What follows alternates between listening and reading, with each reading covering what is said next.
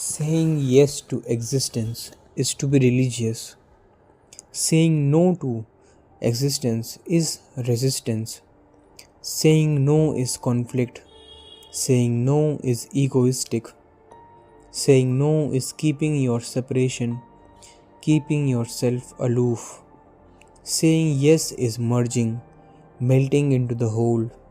Saying yes is opening up, just like a bud opens up and becomes a flower.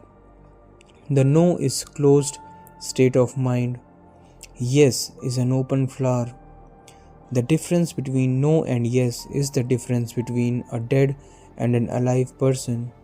The person who lives in the no remains encapsulated, remains in a windowless world where the sun and the rain and the wind cannot reach, where God can go on knocking, but even the sound of the knock will not reach, where love cannot reach.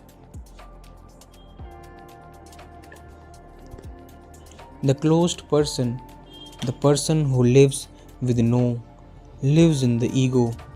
The greater the ego, the less are the bridges between the person and the existence. When the ego is total, the person is completely enclosed by a wall. He lives in a prison of his own creation. He cannot say yes to the moon, and he cannot say yes to the trees, and he cannot say yes to anything. He has forgotten to say yes, and even if he sometimes say yes, his yes is nothing but a camouflage no. I have heard a story about Joseph Stalin. Molotov, his foreign minister, phoned him from the UNO. His wife was sitting by his side while he took the phone call. Joseph Stalin said, "No, no, no, yes, no." The wife was surprised, not by the no's. So many no's. She knew her husband perfectly well. He was a man of no. He was one of the most egoistic men possible. His name is significant. Stalin means a man of steel. He was not really a man, but a steel man, a machine, or a robot. No was just natural to him. The wife was puzzled that between those four no's there was one yes. She asked him, "Can I ask you one question? I don't want to interfere in your politics and what is going on between you and Molotov and what you are saying. Just one thing, and I have become very curious. Did you really say one yes amongst all those four no's, or did I mishear you? Did you really say that yes?" Stalin said yes. I said yes. The wife asked, Then one question more. Why did you say yes?" He said, "When I said there's no." Molotov said, "Did you say no?" I said yes. There are people who can say yes only when it is nothing but a camouflage no. And there are also people, very rare, who can say no only as a camouflaged yes. These are the Buddhas.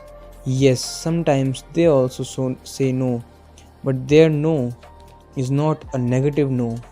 The heart of their no is yes. They are incapable of saying no.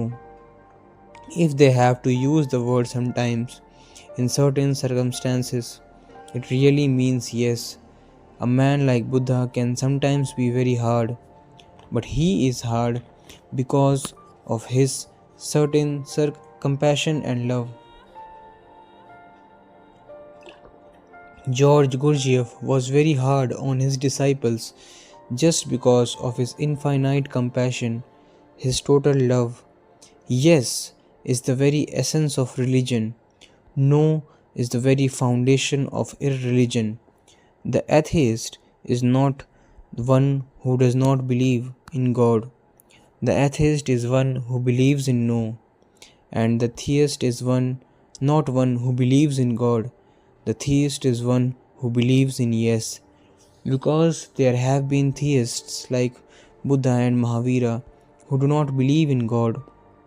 Yet, where else can you find more religious people?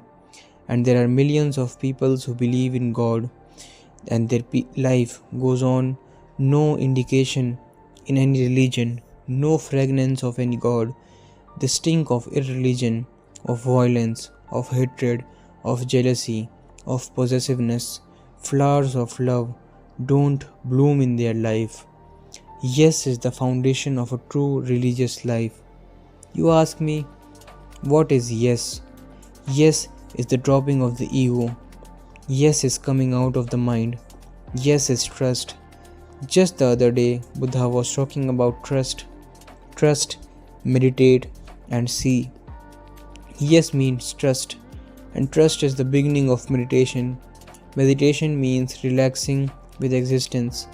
Unless you trust, unless you can say no, yes to existence. But how can you relax? People cannot relax because they are afraid. People cannot relax because they fear that if they relax, they may be cheated on. People can relax only with others whom they trust. With a stranger in your room, you may not be able to sleep in the night. Who knows? He may cut your throat.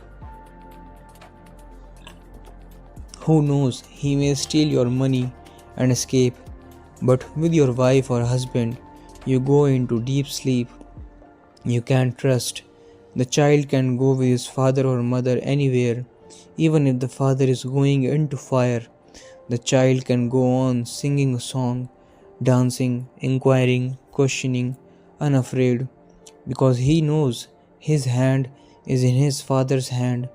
This trust is yes, knowing that this existence is our mother, that nature is our source. It can't be against us. It can't be inimical to us. Seeing this, understanding this, trust arises. Then you can say yes. Then you can say Amen. That simply means yes. And the moment you can say yes and you can relax, meditation becomes natural, without any effort, without any strain, without any tension. You start falling into spaces called meditation, empty of all rubbish and junk, but full of God, full of godliness rather, empty of the world, but full of something that you had never known before, full of light, and which is of godliness rather,